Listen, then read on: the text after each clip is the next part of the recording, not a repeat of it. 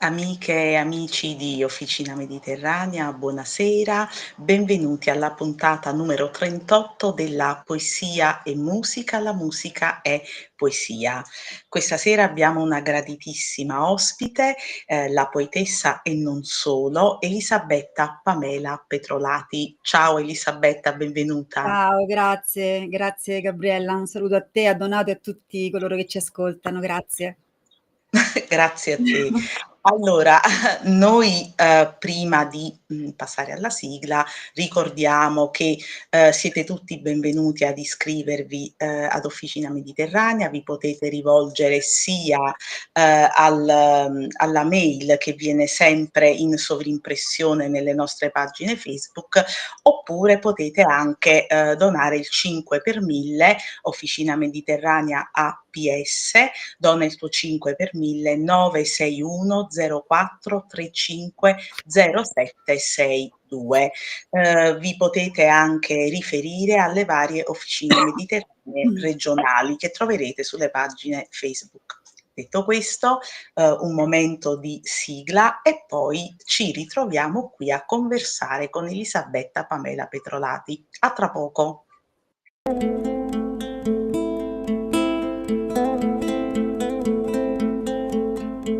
Sei nata senza nome e non riesci a sentire quando ti chiamo vieni per te far venire a dormire. E mo tu chiami sola, nessuno ti consola, nessuno ti consola e abbracci stai lenzuola.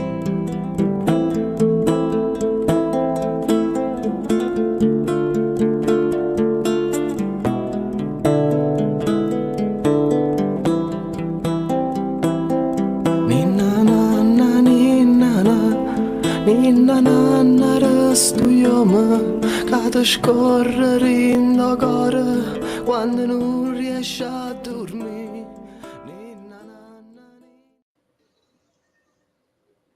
Bentrovati e benvenuto a chiunque si fosse collegato in questo momento. Allora, dicevamo Elisabetta, poetessa, mamma, docente, referente nazionale ASI, ma anche tanto altro. Allora, Elisabetta, tu sei marchigiana, però vivi e insegni a Roma. Sei laureata in sociologia, hai 3 figlie e da poco sei anche referente nazionale, ASI. Ci vuoi raccontare un po' com'è la tua vita e quali sono stati, i momenti fondamentali della tua carriera così articolata e così interessante? Sì, grazie. Dunque, diciamo che questi eventi che tu hai citato, insomma, queste ultime cariche, eccetera, sono relative un po' a questi ultimi anni della mia vita, perché fino a non molti anni fa, in realtà, la mia vita è stata abbastanza semplice, cioè semplice, complessa, nel senso studi, carriera scolastica. Ecco, la scuola è stata da sempre per me e continua ad essere tuttora per me una parte molto, molto importante della mia vita, perché io non, come ci dicevamo ieri nella conversazione, insomma, pre-puntata, non l'ho mai considerato un lavoro la mia professione, no? Quindi io insegno nella scuola primaria, dico sempre per scelta e vocazione, perché la ritengo la categoria di scuola più adatta a me e dove un docente può maggiormente anche incidere sulla formazione, no? Dei bambini. E la poesia si intreccia ovviamente con il mio percorso scolastico perché è stata da sempre per me una grande passione, anche se ho ricominciato a scrivere non da moltissimi anni. È stata però sempre una grande passione perché ho cominciato fin da piccola, insomma, come per molte persone accade, a scrivere versi, se così si possono definire quando uno è piccolo, però questa propensione a esprimersi attraverso un linguaggio diverso ce l'ho avuta fin da piccola, da ragazza, poi ecco la vita diciamo da studente, poi da insegnante, la vita familiare ovviamente mi hanno un po' distratta dalla scrittura, ma non dalla poesia, ecco, perché la poesia è un qualcosa che si ha dentro e in qualche modo diciamo si esprime. E io ho trovato nella scuola una sorta di sublimazione a questa mia, diciamo, vocazione poetica, per cui ho sempre insegnato attraverso la poesia, fino a specializzarmi quasi in una sorta di metodo trasversale a tutte le materie, quello della poesia. E poi ecco, da qualche anno a questa parte invece a un certo punto per uno di quei fatti che sembrano solo apparentemente casuali, ecco una febbre, un grande febbrone che mi ha costretto a letto, e avevo le famose poesie nel cassetto, e quindi da Facebook avevo visto un concorso, dico bah, proviamo, tante volte così. E da lì poi sono stata contattata dalla casa editrice, sono iniziate delle collaborazioni, e così sostanzialmente il famoso pentolone che viene scoperchiato. E ho ricominciato a scrivere ed è stata un'impellenza praticamente. Poi la scrittura è diventata un'esigenza, non mi sono più fermata, e tutto ciò che si era sedimentato, che nel frattempo la mia interiorità evidentemente aveva elaborato, ha trovato, ecco, poi proprio largo spazio, per cui adesso mi sarebbe impossibile non scrivere. E poi la poesia mi ha messo letteralmente le ali, perché come ho cominciato ad affacciarmi al mondo poetico, io certe volte dico inspiegabilmente, perché ancora non me lo so ben spiegare come è accaduto, però veramente c'è una sorta di magia, mi si sono aperte tantissime porte, per cui ho cominciato poi a fare reading poetici, presentazioni di libri, quindi si sono aperte tante porte anche collaterali alla poesia. E quindi presentazioni di libri, poi lo scrivere articoli, e poi diciamo la poesia si è anche lentamente trasformata in una poesia anche sociale, non soltanto intimistica, no, com'era inizialmente, e quindi la poesia anche come parola di denuncia, di riflessione sociale, comunitaria, eccetera. E da qui sono partiti anche degli impegni sociali legati all'aspetto culturale, poetico, eccetera, fino a quest'ultima nomina che tu hai detto che è sicuramente la più importante tra quelle che che ho avuto fino adesso, insomma. Quindi è proprio recentissima, di questa settimana, quindi sono referente del settore nazionale ASI per quanto riguarda il multilateralismo umano e sociale. Devo ringraziare per questo il dottor Michele Cioffi che praticamente è responsabile dell'area cultura ASI, che ha creato un gruppo sostanzioso, diciamo, di responsabili nell'area sociale, culturale, che è stato appunto accolto favorevolmente da questo grandissimo, ASI è il primo ente in Italia per quanto riguarda lo sport, la cultura e il sociale, quindi speriamo tutti i nuovi nominati diciamo di contribuire ulteriormente, insomma, a questo ente già così diciamo veramente incredibilmente formato, incredibilmente forte, specializzato in tutti i settori, insomma.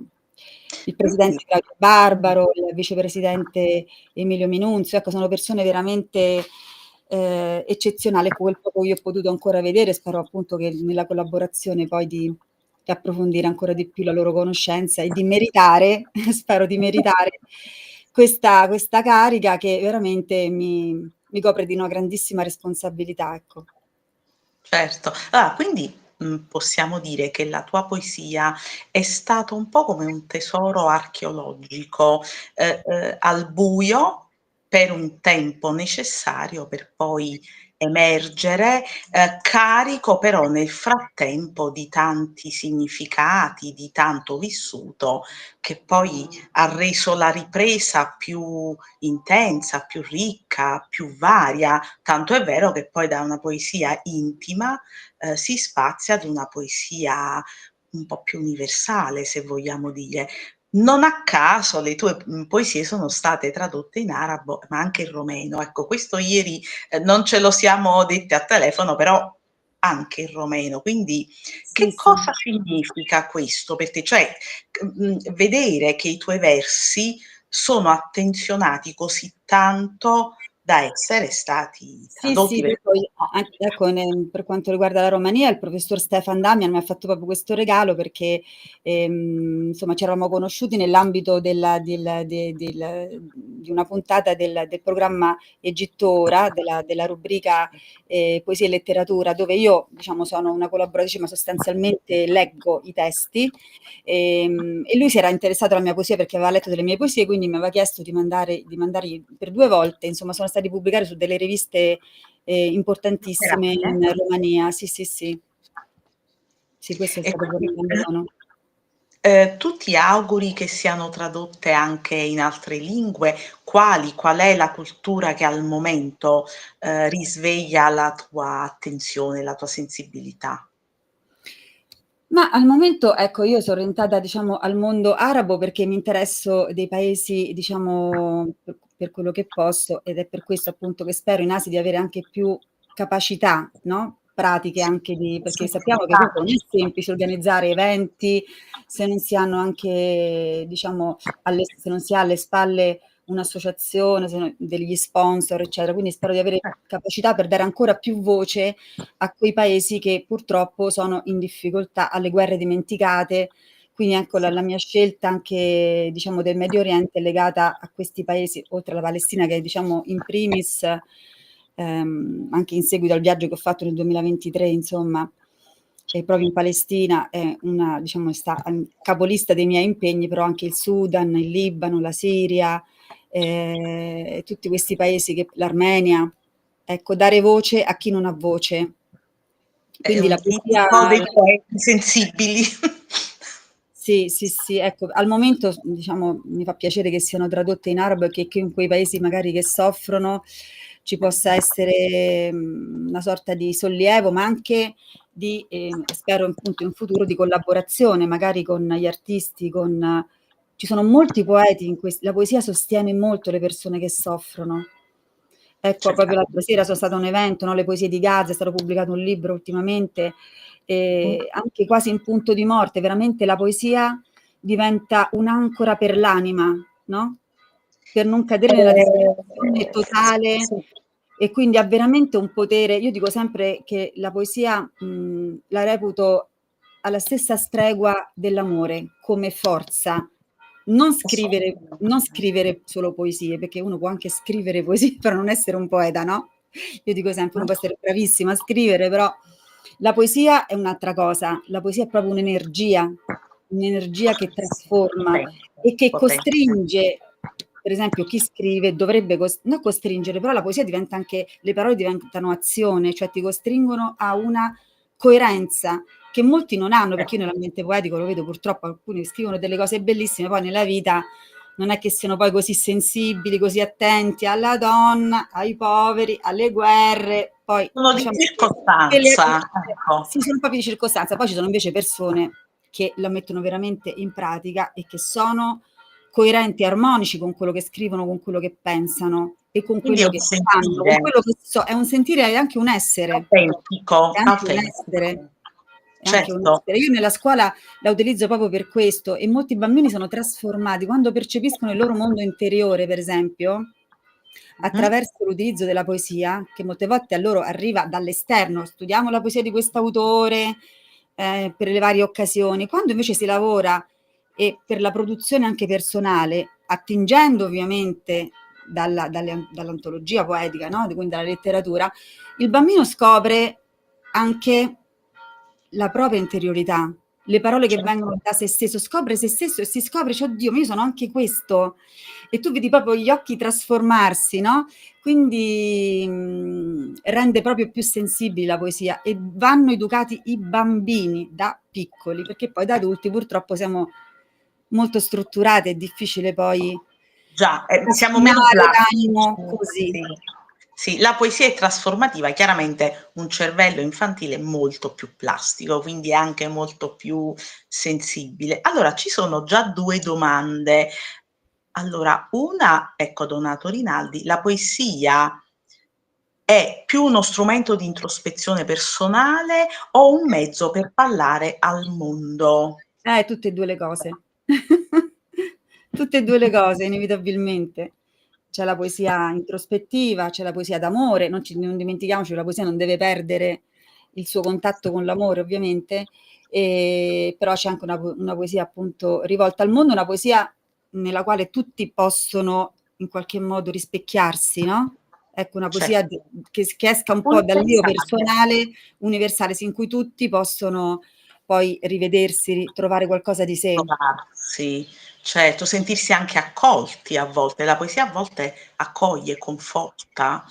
Allora c'è anche Valentina Troito che salutiamo perché, è sempre qui a seguirci e vuol sapere: c'è un poeta o una poetessa che considera una guida o una fonte di ispirazione imprescindibile? Ciao da Foggia. Sì, vabbè, io diciamo che mi rivolgo soprattutto ai poeti che quando li leggo mi danno proprio come dire, un brivido o che riconosco come mio linguaggio anche interiore. Quindi io apprezzo in generale, poi io sono proprio in giuria in molti concorsi, in molti premi, quindi ho l'opportunità di vedere veramente tanti stili, no? Esplicativi, eccetera. Però sicuramente ce n'è qualcuno che interiormente è più affine a me. Ecco, per esempio le poesie di Cesare Pavese oppure Antonia Pozzi, ma anche Gianni Rodari che per esempio con la sua Sì, apparente semplicità, io lo uso molto ovviamente a apparente. scuola, apparente semplicità, magari con pochi versi riassume diciamo Sì. interi trattati, no, su alcuni temi. Quindi sono sicuramente tra questi sì, sì. Emily Dickinson, beh ce ne sono tanti insomma, in cui io Beh, mi trovo, per ce ne sono diversi, fortuna. sì, sì. Qui c'è Hikmet.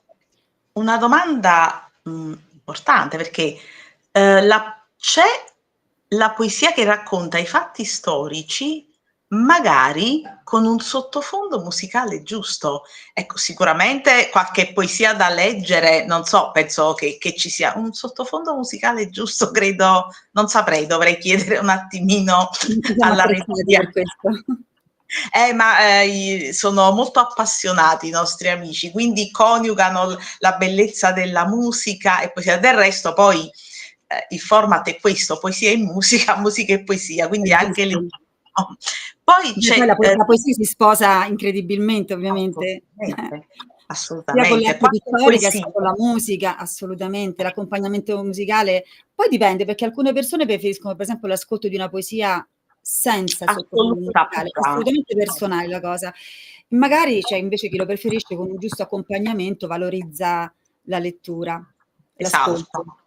C'è ancora un'altra domanda: come nasce nel suo percorso la parola poetica? È Mh-mh. frutto di meditazione, di impulso o di osservazione sociale? Ma la parola poetica in realtà diciamo che io ce l'ho dentro dalla nascita, cioè è come dicevo fin da piccola, è proprio ecco a volte infatti avevo scritto anche un articolo su questo, anche quello che cerco di passare ai miei alunni, è di avere proprio uno sguardo poetico su se stessi, all'interno di se stessi, ma anche nei confronti del mondo. Io diciamo ho avuto, la fortuna, ma non tanto perché poi sono arrivata a scrivere, io dico la fortuna proprio, interiore, di avere questo sguardo poetico da sempre in un certo senso. E poi come spiegavo, lo scrivere vero e proprio è arrivato anche magari tardivamente, no, però lo sguardo poetico sull'interiorità, sul mondo, sulle persone ce l'ho sempre avuto.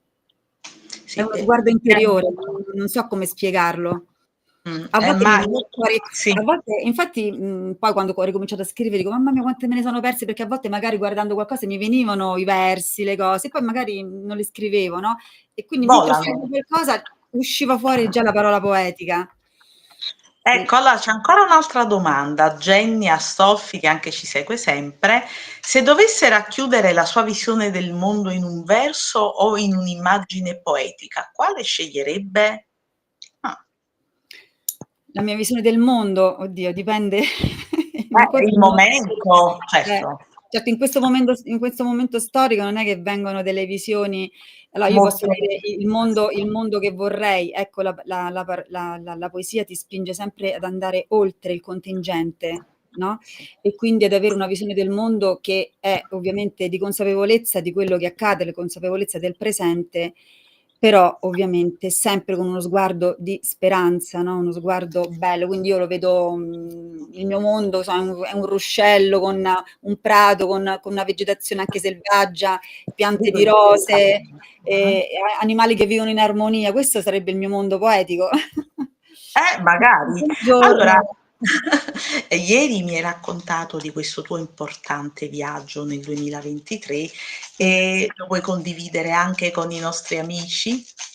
Sì, nel 2023 sono stata invitata appunto a partecipare a questo viaggio, in Palestina, che io ho colto subito al volo, anche se già, diciamo, parlo del maggio del 2023, quindi la situazione non era proprio tranquillissima. Poi a ottobre è successo quello che è successo e io ho approfittato subito perché ovviamente sono sempre stata sensibile al tema della Palestina, quindi alla causa palestinese fin da piccola, in famiglia anche, e da tempo sognavo di toccare la terra proprio in Sì. Palestina. Quindi è stato un viaggio organizzato dall'ambasciata palestinese, dall'Unione Generale Scrittori Palestinesi, di cui insomma sono membro onorario, per tesserino, insomma questo è stato un grande onore anche per me, e tant'è che l'ultimo libro che ho scritto l'ho dedicato proprio all'Unione Generale Scrittori Palestinesi, ed è stato un viaggio che ha segnato ovviamente un prima e un dopo, non nel senso dell'interesse verso la causa palestinese, ma verso l'impegno, per cui come sono rientrata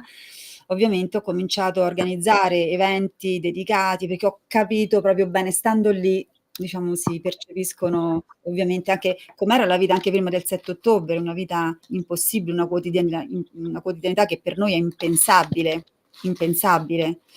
E quindi nonostante noi fossimo anche, diciamo, protetti in questo viaggio, comunque abbiamo anche avuto dei rischi, insomma è stato veramente una cosa che ha segnato un prima e un dopo. E Quindi quindi intensa e trasformativa. sì, sì, sì, sì, Giusto. sì. E ci sono delle poesie, ieri mi raccontavi che comunque tu hai dedicato dei versi a Sì, questa sì, sì, terra sì, sì, sì. martoriata. Poi ho scritto delle poesie, infatti ecco in questa raccolta di poesie, l'ultima che ho pubblicato, la prima Quarta. parte, sì, la quarta, la prima parte è interamente dedicata appunto al tema della guerra, della pace, e sostanzialmente molte poesie sono dedicate esplicitamente alla Palestina. La seconda parte, proprio per in qualche modo come sorta di l'unica soluzione a tutto il dolore, al martirio, alla sofferenza che può essere nostra, anche di noi diciamo che non abbiamo Che la guerra, ma guardiamo. soprattutto Sì. sì, perché comunque l'uomo ha sempre, no, i propri problemi, i dolori, eccetera. In particolare coloro che soffrono insomma della guerra, dei conflitti, l'unica risposta è sempre e comunque l'amore. È E una, è quindi la vero. seconda parte sono state volutamente una raccolta di poesie, ho scelto alcune poesie d'amore come risposta appunto al buio dell'anima, al buio del mondo. Troppo, sì. Allora, se ci puoi leggere qualche poesia, magari anche una per cominciare, se è Sì, possibile, noi tutti gradiamo, assolutamente. tanto non sono molto lunghe le mie poesie, queste qui nella raccolta. E allora cominciamo con una dedicata. Allora, questa è dedicata a una bambina, perché questa raccolta insomma parte ovviamente proprio immediatamente dopo i fatti del 7 ottobre. E Sì, quindi ecco, proprio nei primi giorni che si vedevano queste scene già, no? Insomma, che così facevano, forti, sì, sì, che sì. preconizzavano insomma quello che sarebbe accaduto. Mi colpì molto in televisione vedere una bambina che correva tra le macerie e quindi mi è scattata questa poesia, questa immagine che ho avuto. E quindi D'accordo. si intitola La pietosa bandiera. La bambina corre, corre, le piccole gambette saltellano tra le pietre. Salta via una scarpa rotta e sgangherata. I piedini sporchi e graffiati non si fermano. Nelle orecchie solo urla e boati di bombe. Corre, corre la bambina nei vestiti logori, solo poco tempo fa profumati e brillanti nel giorno del suo compleanno. Negli occhi vitrei è scomparsa l'infanzia. Non sa per quante ore vivrà ancora, ma sa che dovrà morire da sola. Corre, corre la bambina con in mano una bandiera stropicciata, trovata tra le macerie. Vuole coprire il corpo di sua madre. Corre, corre una bambina che per il mondo non ha valore in Palestina.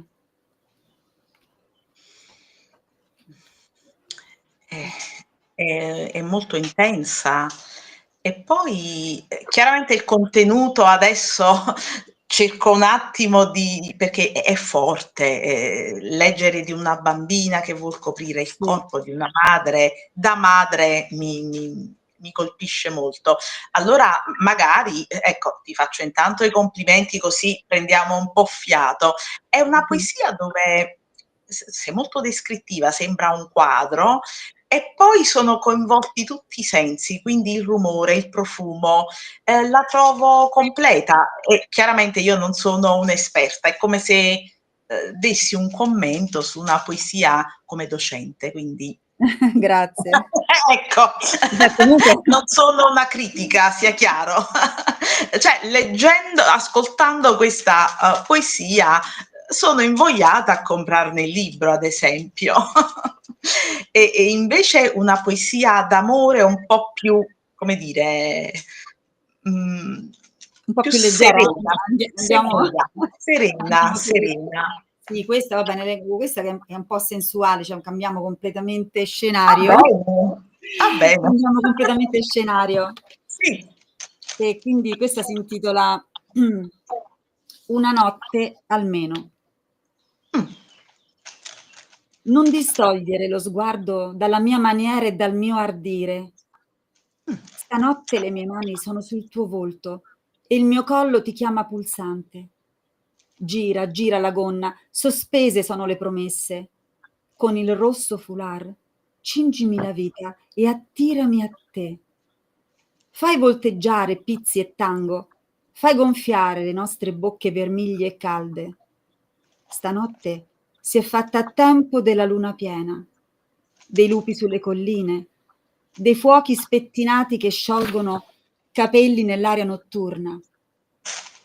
Odorami di selvatico riconoscimento e baciami su parole di brividi roventi. I lupi, sì, ci sono i lupi ad arginare intrusi nel nostro cerchio di danza. Il destino, piegato in un cassetto, stanotte ha deciso di vivere sulla punta di una spada, sullo scivolare di un mantello, in guanti lentamente sfilati. Una notte, almeno.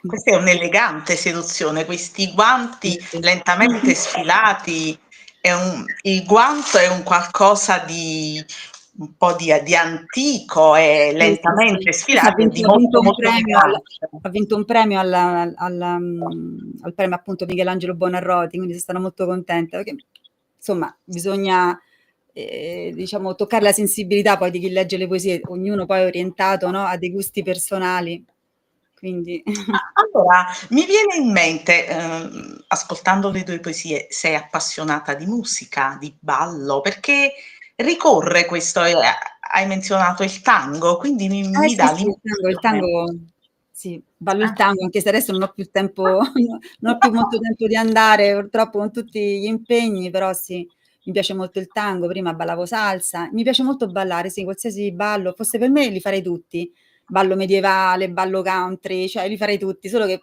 insomma proprio il tempo non c'è. Si Però evince, voglio dire. il tango mi si addice perché mentre ballo il tango io sono molto concentrata, ovviamente Sì. ad ascoltare, ecco, chi ti conduce, per carità, però è molto introspettivo, no, il tango, perché devi proprio controllare tutto il corpo, la testa, le spalle, le anche, i piedi, no, che si muovono in un modo quasi artistico e quindi mi piace molto, sì, è molto raffinato. Come? E il tuo rapporto con l'arte? Perché, queste poesie mi sembrano come dei dipinti, sono molto molto descrittive. Com'è il tuo rapporto con l'arte, con la pittura, con la scultura?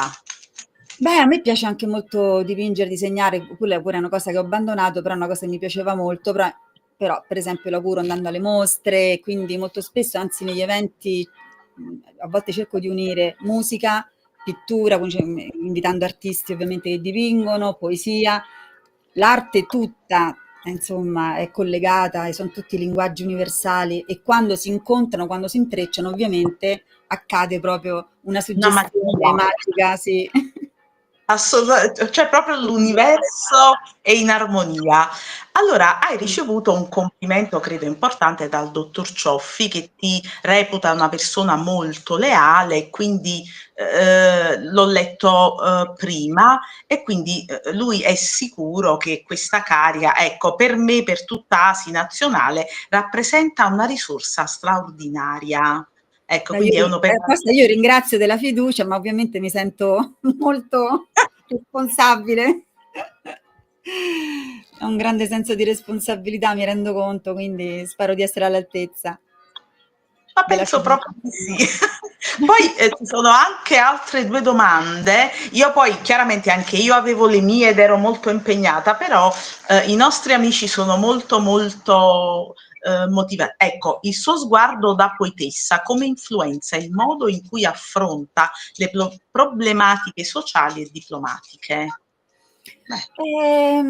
Insomma, intanto il mio sguardo da poetessa cerca sempre di organizzare eventi dove la cultura abbia sempre un primo piano, perché ritengo che la cultura sia veramente un ponte di pace e che possa abbattere i preconcetti, i pregiudizi. Molte volte il diverso spaventa, oppure si hanno dei pregiudizi, poi conoscendo la realtà, le persone ovviamente si trovano appunto molti punti in comune, molti ponti, e quindi in questo senso l'approccio poetico e culturale è sempre fondamentale negli incontri che io organizzo, dove sono co-organizzatrice, insomma, ecco. È un aspetto costruttivo proprio. Sicuramente, è Sì, edificante proprio. sì, Poi sì. sì, c'è Alex, che salutiamo perché anche lui è sempre molto interessato ai nostri contenuti. Crede che l'arte possa contribuire in modo concreto alle agende internazionali sui diritti umani e lo sviluppo sostenibile? Assolutamente sì. Assolutamente sì. Diciamo che io questo è quello che cercherò di fare in ambito di ASI. Assolutamente sì. Sì, poi Sì. c'è Anna Valente, che è una nostra scrittrice, è una poetessa anche lei. Allora lei chiede: l'arte che si incontra è un'espressione di colori, un'immagine che mi ricorda l'aurora boreale. Ah, questa è una sua riflessione, tu la È condividi? vero, bellissima, bellissima riflessione che condivido. È vero, salutiamo anche Grazie per tutte queste interazioni, veramente grazie mille. eh sì, è un pubblico molto attivo, motivato. Allora, poi tu sei anche una giurata e organizzatrice di reading letterari. Allora, in che modo questi eventi, che a me piacciono tanto in generale, arricchiscono la tua attività? Cioè è una fonte per te? Sì, sì, beh, in tutto quello che faccio io cerco di dare il meglio, ma anche imparo sempre tantissimo da tutte le attività che io ho svolto. Magari ci sono alcune che si sono concluse, altre che si aprono, ovviamente le cose hanno anche a volte un inizio, una fine, eccetera, ma in tutto ciò che io ho messo in atto o dove ho partecipato sono sempre stati motivi e fonte di apprendimento.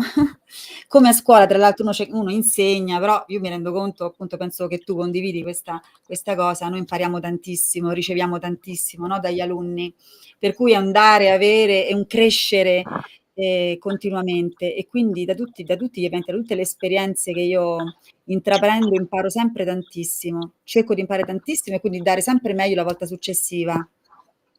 Sì, io concordo, io ho lasciato un ciclo perché io al momento insegno alla primaria, ho Mhm. salutato una quinta, però ogni volta che saluto un ciclo posso sempre confermare con gioia che mi hanno trasformata, migliorata, assolutamente. Poi i bambini sono una ricchezza davvero, con la loro spontaneità Sì, ci infatti. sorprendono, ci meravigliano, e poi anche loro, quando è il momento di mettere penna in carta, sono dei poeti raffinati. Assolutamente. Guarda, io ho appena fatto, si è concluso da poco, a maggio c'è stata la cerimonia premiativa di un premio che ho, diciamo, organizzata a scuola, tra scuola primaria e scuola secondaria di primo grado, e ti assicuro che è una una scuola che non era abituata a lavorare sulla poesia, quindi infatti ho sempre ringraziato le colleghe che si sono comunque buttate in questa avventura, dando fiducia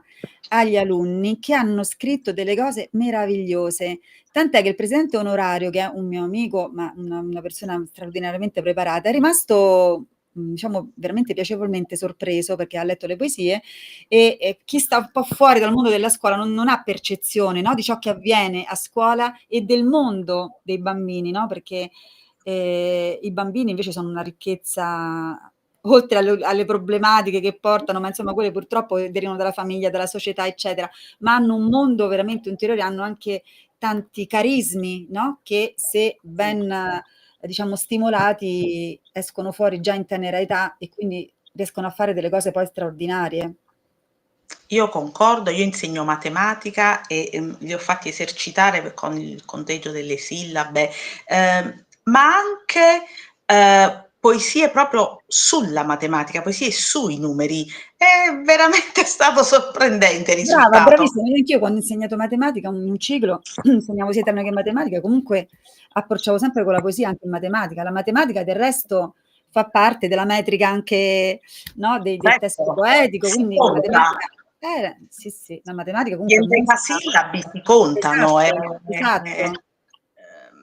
non a caso poi ho avuto il piacere di, colloquiare con degli ingegneri, dei professori di materie scientifiche che si sono cimentati con successo nella poesia. Quindi, abbattere pure questa idea che, chi ha la propensione per le materie scientifiche non possa poi divagare, nel No, dolce mare infatti. della poesia. Ma bisogna abbattere le barriere anche lì. Cioè, bisogna abbattere queste barriere. No, veramente. Ecco, allora c'è ancora una domanda di Federico Arcuri. Nelle sue poesie, ecco, si avverte un respiro internazionale. Mh-mh. Quanto la sua esperienza nel contesto culturale globale influenza la sua scrittura? Beh, molto, perché ecco, non è un modo di dire, però io mi sento veramente cittadina del mondo, cioè pur vivendo nella mia quotidianità, però il mio respiro interiore è veramente, ecco, di avere un mondo senza barriere, quindi il problema di una persona in Sudan è il mio problema, il problema di una persona in Palestina, il problema di un qualsiasi altro punto della terra, io lo sento proprio come un problema mio personale. Quindi il mio respiro è proprio è un respiro internazionale in questo senso. Siamo tutti fratelli, veramente, almeno tutti coloro, come posso dire, che mantengono ancora le caratteristiche umane, perché vediamo che in alcune situazioni ci si chiede, ma sono veramente ancora esseri umani? Però diciamo che tra gli esseri umani non dovrebbero esistere barriere e quindi siamo tutti cittadini Assolutamente. del mondo. Poi ovviamente il fatto che siamo nella materia siamo costretti ad avere una casa, un posto di Chiaramente. riferimento, però ecco l'afflato interiore dovrebbe essere invece quello proprio di essere connessi con qualsiasi persona sulla Sì, terra. sì, anche perché comunque poi siamo tutti umani, quindi portatori, degli stessi sentimenti, stati d'animo, i valori cardini della vita, anche se chiaramente le tradizioni, le culture ci possono portare ad analizzare qualcosa da un punto di vista diverso, però la gioia è gioia, l'affetto è affetto, quindi un'empatia credo proprio per tutti. Allora c'è ancora Dario che vuol sapere: il suo ruolo di operatrice culturale internazionale l'ha portata a confrontarsi con culture diverse. Quali arricchimenti personali e professionali ha tratto da questo dialogo interculturale? Beh, intanto come dicevo prima ho imparato tantissimo ovviamente, sia perché, mi sono interfacciata con persone appunto di culture completamente diverse, culture che ho dovuto anche approfondire, studiare, perché poi dietro a ogni evento c'è ovviamente una preparazione personale che va fatta, non è che uno così né una persona può, almeno io nel mio caso, non è che so tutto di tutti gli argomenti, quindi mi Chiaramente, come preparo a tutti noi. seconda ecco insomma, quindi cerco Però però di prepararmi accuratamente per ogni tema, per ogni cosa che poi vado a toccare. E diciamo sicuramente ha amplificato la mia tendenza naturale proprio al dialogo, alla distensione, alla diplomazia, ma nel senso costruttivo, non la diplomazia soltanto come bilanciamento. Intesa come ecco, proprio Ecco. come andarsi incontro. Esatto, non soltanto come forma, ma una forma poi che diventi però anche sostanza e concretezza, ecco, quindi mi sto rafforzando sempre di più anche in questo, sì. Il lato costruttivo è bello della diplomazia, perché a volte viene usato un po' come sinonimo di falsità, ma non è questo quello che Alcune volte è intendiamo. necessario perché ci sono delle diversità Sì. molto, molto accese e quindi ovviamente diciamo un minimo di diplomazia almeno in certi settori o a certi livelli ci vuole anche quella. Però poi da operatrice culturale che magari è slegata dalle competenze legali, istituzionali, eccetera. Ecco, questo consente da molta libertà il settore della cultura perché non si è legati appunto a il fatto di essere come dire, in qualche modo assunti, no? Da qualche ente, da qualcosa di più grande, per cui poi uno in qualche modo, diciamo, deve seguire delle linee, delle direttive, no? Anche governative, eccetera. Invece, ecco, l'aspetto culturale ti dà la possibilità di spaziare, di essere più liberi anche, di toccare alcuni argomenti magari, no? Più plastica, più morbida e quindi più poi risolutiva. Sì, sicuramente, concordo. Allora, ti chiedo adesso, sicuramente le tue raccolte poetiche si trovano sia online, suppongo, anche in libreria, giusto? Beh, sì, vanno ordinate, sì, sì. Beh, Vanno ordinate. non sono così conosciuta da questo Va punto di bene, vista. però vanno ordinate, arrivano. Ci Sì, vuoi poi insomma ricordare? mh-mh. Dimmi, Allora, dimmi. la prima che ho scritto ero proprio un po' anche inesperta, nel senso comunque si intitola Come per immagini, questo a ricordare un pochino anche com'è la mia ispirazione, no, come tu dicevi che sono molto descrittive le mie poesie, perché effettivamente molte volte io descrivo immagini sia interiori, sia fantastiche, sia invece appunto visibili anche all'esterno. La seconda è Tracce di senso, sempre con la casa editrice Aletti, e poi la terza con Venaplus invece Lo stato del mai, che è stata anche quella una raccolta molto significativa per me. C'è tutta una storia dietro quel titolo. E poi ecco l'ultima invece Sull'orlo dell'amore, che è appunto, come dicevo, dedicata in grande parte alla Palestina. Sicuramente, quindi quest'ultima è quella, diciamo, un po' della maturità, però i primi versi sono comunque necessari, a mio avviso, per poi comprendere l'evoluzione poetica e per Sì, sì, sì, ma poi apprezzarle anche. alcuni hanno infatti adesso se ci penso, alcuni hanno vinto anche dei premi, a volte poi mi chiedo: "Ma come han fatto?" Perché vabbè, perché son quelle cose, quando uno è un po' inesperto, no, però, veramente erano, come dicevo prima, frutto veramente di un impulso interiore molto, molto, molto forte. E poi il retaggio di aver fatto anche tante letture poetiche, no, per cui insomma comunque non era proprio sprovvista come Certo, scrittura, si anche se era vede. una prima. Ovviamente adesso mi sono, diciamo ho cambiato, mi sono anche evoluta, diciamo, per certi aspetti, però insomma anche Sì, la lettura anche in una prima comunque battuta avevo un grande bagaglio, insomma, di letture che mi aveva assistito, ecco. è comunque un qualcosa che si incamera come tesoro e poi dopo man mano, si utilizza poi nella pratica. Allora, complimenti da Gerardo Lacava, complimenti anche da Margherita Bonfrate che è Ah, una grazie. scrittrice, Sì, sì, organizzatrice di eventi, sì. una Complimenti a donna lei. anche Sì, sì. veramente, io la saluto affettuosamente perché è sempre molto, molto, gentile e generosa con tutti. Allora, intanto, tutto non si può dire, secondo me, di te neanche in un'ora, perché veramente ti interessi di tanto. Credo che siamo riuscite comunque a tracciare in linee generali un vissuto, un profilo interessante. Allora, tu vuoi ringraziare qualcuno, vuoi salutare qualcuno in modo particolare? Credo di sì. Beh, sì, sì, sì, insomma, beh, in primis l'ho ringraziato anche all'apertura Sì.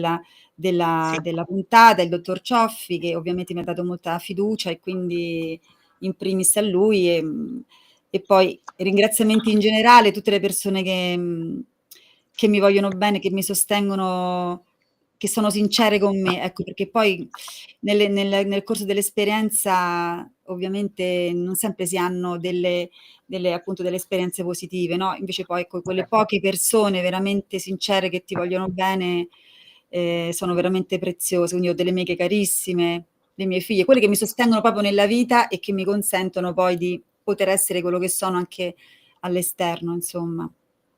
Benissimo. Quindi Allora io intanto ti ringrazio infinitamente per averci dedicato il tuo tempo. Per me è stata una piacevole conversazione iniziata già, ieri sera per la verità. Ringrazio come sempre gli amici che ci seguono, che ci sostengono con le loro domande, con i loro complimenti sì, che infatti grazie a sono tutti, veramente. Sì. sono importanti perché ci aiutano. E poi ringrazio la regia, Donato, come sempre, e ci vediamo alla prossima puntata. Grazie ancora Grazie, e buon grazie Rorbella, grazie proseguimento. Donato, grazie a tutti. Alla prossima, arrivederci. Grazie, arrivederci.